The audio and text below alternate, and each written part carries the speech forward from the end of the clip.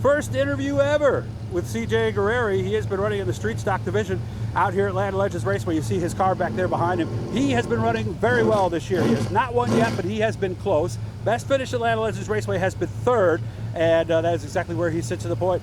Looks like things are going well for you, man. They could be going a whole bunch better, but we're still looking up, still plugging away.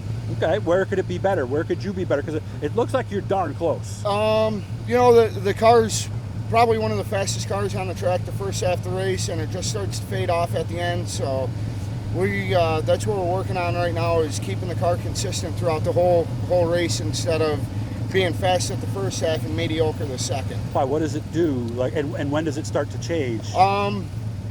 Right around between what 10 and 12, the right rear just seems to go away. The car gets a little loose coming out of the corner. So it doesn't stick on the set like it did lap 5. Right. Okay. What's the thought? Is that something we adjust with tire pressure, with springs, weight?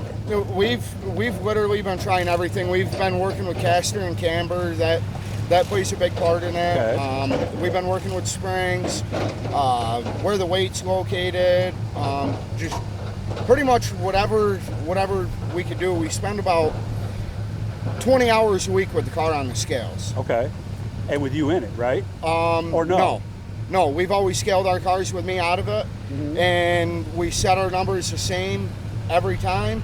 And that way we know what we're doing. It's just, usually in the shop, it's me, my brother, and one of my crew guys, and we all play our role in scaling the car. So it's hard to scale with me in it, but we put weight in the seat and we make up for it. Yeah, because you've heard people say that. I've said they say you're supposed to do both, ideally, right? I mean, everybody has their own ways of how they do it. You know, some people scale a car with shocks on it. Some people scale a car with shocks off it. Oh, really? Some guys put weight in the seat. Some guys keep weight out of the seats. Huh. Some guys fill their fuel cells to where they would start a feature off. I've heard that is a big one, right? I keep the fuel in my fuel cell that was in it at the end of the night, because you don't want to know where you're starting off. You want to know where you're going to finish and what direction the car is going in. Well, especially with your situation, I would imagine, where at the end of the night it's not handling well. Right. Well, it might be different if you were having trouble and then the car got better, right? You might start it might scale it with a full load of fuel, right? Right, exactly. Well, how much fuel do we ever put in these things? Usually at the track throughout the night, we'll start with what we had in the fuel cell at the end of last week.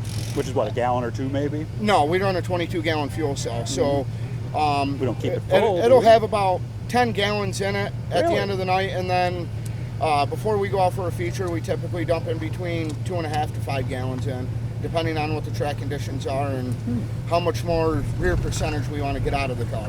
Is there an advantage to burning fuel off rather than, because some of that fuel in theory could be in there all season, right?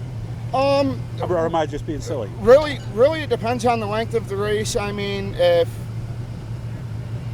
it's a longer race, then yeah, because if you fill a fuel cell but you have the car scaled the way we scale it, you know, the car is going to be either extremely tight or something like that at the beginning of the race, and then the car will come to you, so naturally it'll be easier to drive, because you'll be fighting it, and then all of a sudden the car's just coming in. Well, that's what we want to some degree, right? Absolutely. Because I've heard guys say they're lap 2 and they're like, oh my God, the car's perfect, I'm dead meat.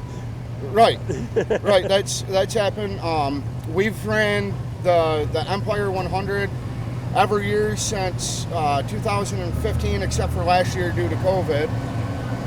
Actually, 2015 we won that race our first year out. Nice. And that's just like Super Dirt Week is for the big blocks. It's you got to be on top of your game. The Guererri name obviously is the most common one here at Land of Legends Raceway. What's your relation to the other Guererris? They're all my cousins. Cousin, even Paul? Yep. Every single one of them are my cousins. Okay. We all work together? Or? No, they kind of do their thing. We do our thing. They're in the open wheel classes. Right? So, we're in the full fender classes. We'll work with my cousin Frank here and there, and he'll come work with us. He'll probably be in one of our cars a few times toward the end of the season. So it's one of those things. They have their thing, we have our thing, and we kind of do our own thing. Well, hopefully your own thing will get you to victory lane. Again, CJ's been very fast this year. Jimmy Grant's been dominating the division, so he is hoping to get up there and race with him tonight. Hit the Blue E, guys. We are about 80-some away from our goal on subscribers, so all it takes is you just got to click the button, give them your email, and they'll let you know every time we're putting up something new. good to finally chat with you. And you did a great job. So I'll talk to you maybe on the track tonight. Yeah, absolutely. That's the plan.